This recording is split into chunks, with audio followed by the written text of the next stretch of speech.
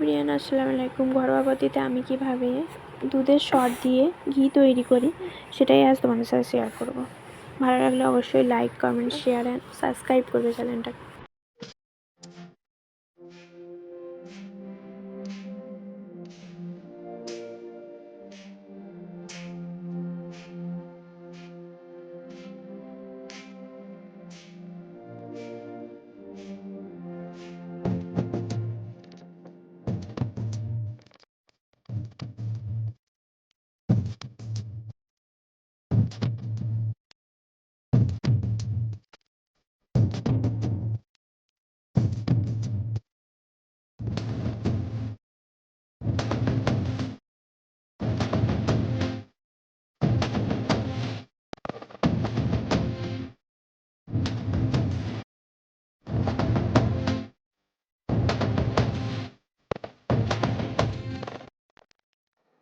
দেখতেই পেলে কত সহজে ঘরোয়া পদ্ধতিতে সামান্য দুধের সর দিয়ে ঘি তৈরি হয়ে গেল।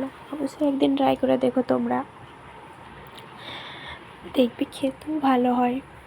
আর ঘরে যদি এরকম ঘি তৈরি করা যায় তাহলে তো আর কোনো কথাই হয় না।